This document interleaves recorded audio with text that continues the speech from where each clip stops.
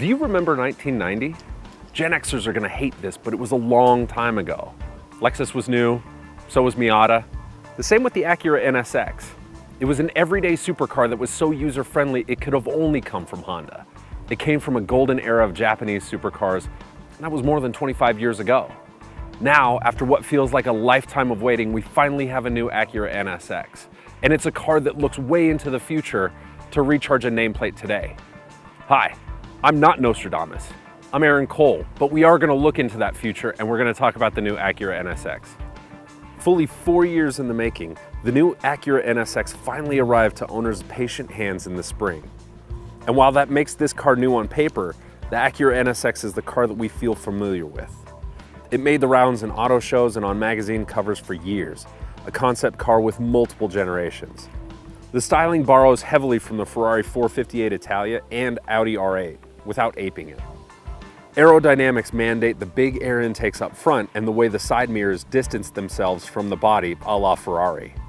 Where NSX engineers cloak the air paths at the hood line and in the car's haunches, that's where we see Audi and Lamborghini most. It's every bit of the supercar look, but it's what's under here that makes it an everyday car.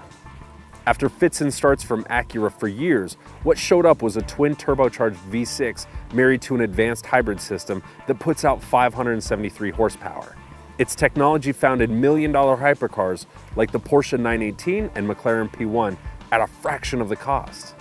The new NSX is an all-wheel drive hybrid with a 75-degree longitudinal V6 that makes 500 horsepower by itself.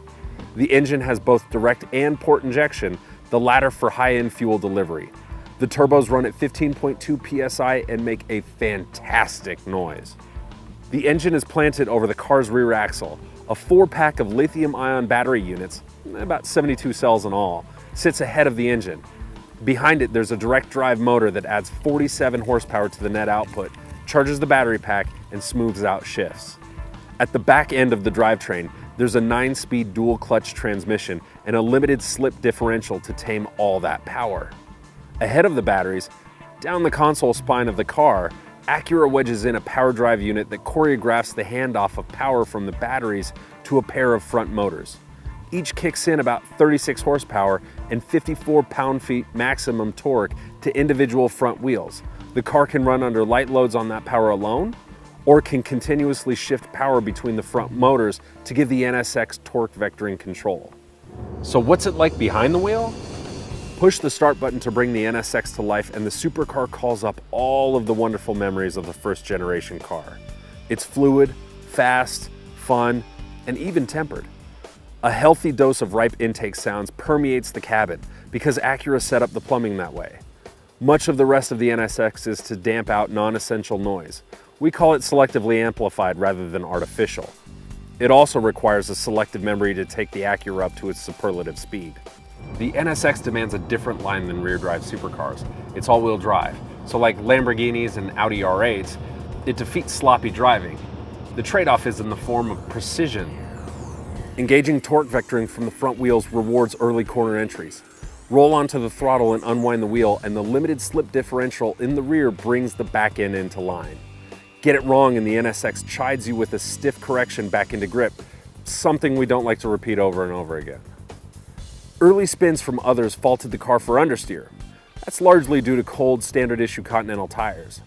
Indeed, those aren't the best tires for extracting every bit of performance from the NSX. Use the Pirellis instead, which we discovered whipping the NSX around thermal for a day. That's a $1,960 option. Carbon ceramic brakes are $9,900 more. Add touches from the carbon fiber fairy, and one could easily add 20 grand to the bottom line. You can see where we're going with this. That brings the $157,800 base NSX breathtakingly close to $200,000 for a final product we've been eager to get our hands on for a long time. Its advanced technology is the stuff from hyper-expensive hypercars, the first to trickle down from those million-dollar milestones.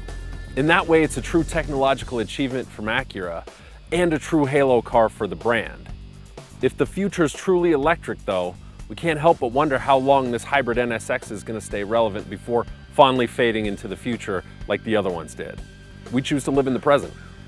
Someone smart said that, I think. Follow us on Facebook, Twitter, Instagram, and YouTube. Thanks for watching.